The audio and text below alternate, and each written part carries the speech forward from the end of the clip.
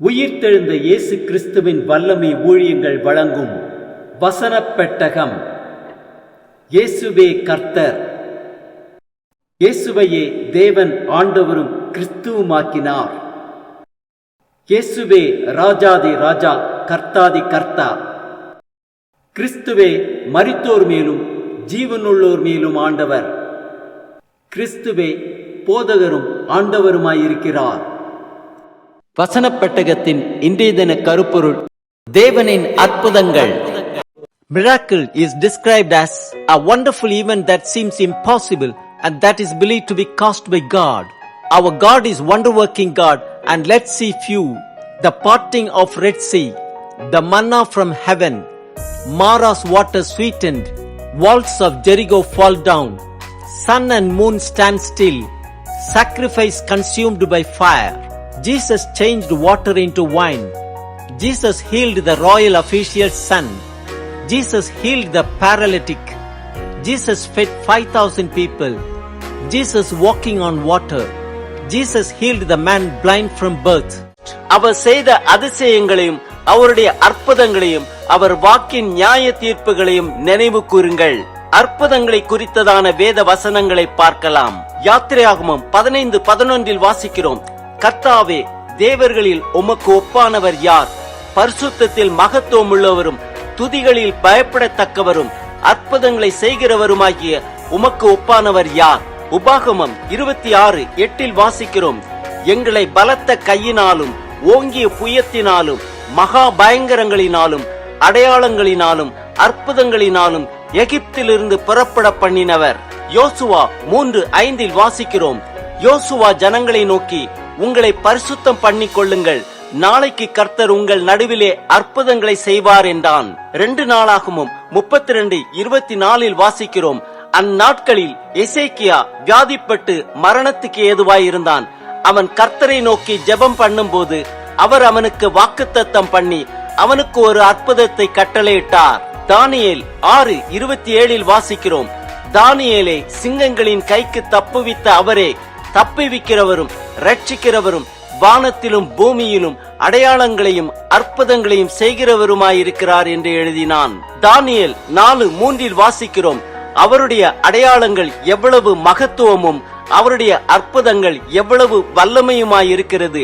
அவருடைய ராஜ்யம் நித்திய ராஜ்யம், அவருடைய ஆளுகை தலைமுறை தலைமுறையாக நிற்கும். யோவான் 6:14 வாசிக்கிறோம்: இயேசு செய்த அற்புதத்தை அந்த மனுஷர் கண்டு மெய்யாகவே இவர் உலகத்தில் வருகிறவரான தீர்க்கதரிசி என்றார்கள். யோவான் 6:2 வாசிக்கிறோம்: அவர் வியாதிக்காரரிடத்தில் செய்த அற்புதங்களை திரளான ஜனங்கள் கண்டபடியால் அவருக்கு பின் சென்றார்கள். அப்போஸ்தலர் 19:11 வாசிக்கிறோம்: பவுலின் கைகளினாலே தேவன் விசேஷித்த அற்புதங்களை செய்தருளினார். அப்போஸ்தலர் 8:13 வாசிக்கிறோம்: அப்பொழுது சீமோனும் விசுவாசித்து ஞானஸ்நானம் பெற்று பிலிப்பை பற்றி கொண்டு அவனால் நடந்த அடையாளங்களையும் பெரிய அற்புதங்களையும் கண்டு பிரமித்தான். அப்போஸ்தலர் 6:8 வாசிக்கிறோம்: ஸ்தேவான் விசுவாசத்தினாலும் வல்லமையினாலும் நிறைந்தவனாய் ஜனங்களுக்குள்ளே பெரிய அற்புதங்களையும் அடையாளங்களையும் செய்தான். அப்போஸ்தலர் 2:19 வாசிக்கிறோம்: அல்லாமலும் உயர வானத்திலே அற்புதங்களையும் தாழ பூமியிலே இரத்தம் அக்கினி புகைக்காடாகிய அதிசயங்களையும் காட்டுவேன். அப்போஸ்தலர் 2:22 வாசிக்கிறோம்: இஸ்ரவேலரே, நான் சொல்லும் வார்த்தைகளை கேளுங்கள். நீங்கள் அறிந்திருக்கிறபடி நசரேயனாகிய இயேசுவை கொண்டு தேவன் உங்களுக்குள்ளே பலத்த செய்கைகளையும் அற்புதங்களையும் அடையாளங்களையும் நடப்பித்து அவைகளினாலே அவரை உங்களுக்கு வெளிப்படுத்தினார்.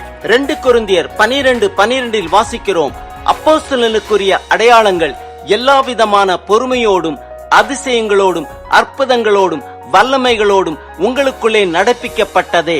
1 கொரிந்தியர் 12:28 வாசிக்கிறோம்: தேவனானவர் சபையிலே முதலாவது அப்போஸ்தலரையும் 2வது தீர்க்கதரிசிகளையும் 3வது போதகர்களையும் பின்பு அற்புதங்களையும் பின்பு குணமாக்கும் வரங்களையும் ஊழியங்களையும் ஆளுகைகளையும் பலவித பாஷைகளையும் ஏற்படுத்தினார். 1 கொரிந்தியர் 12:10 வாசிக்கிறோம்: வேறொருவனுக்கு அற்புதங்களை செய்யும் சக்தியும் வேறொருவனுக்கு தீர்க்க தரிசனம் உரைத்தலும் வேறொருவனுக்கு ஆவிகளை பகுத்தறிதலும் வேறொருவனுக்கு பற்பல பாஷைகளை பேசுதலும் வேறொருவனுக்கு பாஷைகளை வியாக்கியானம் பண்ணுதலும் அளிக்கப்படுகிறது.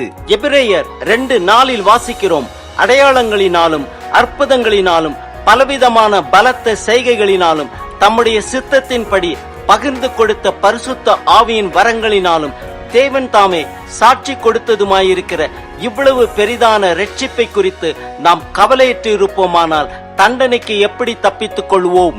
ஆம், தேவன் நம் வாழ்க்கையில் செய்த அதிசயங்களையும் அற்புதங்களையும் அனுதினமும் நினைவு கூறுவோம்.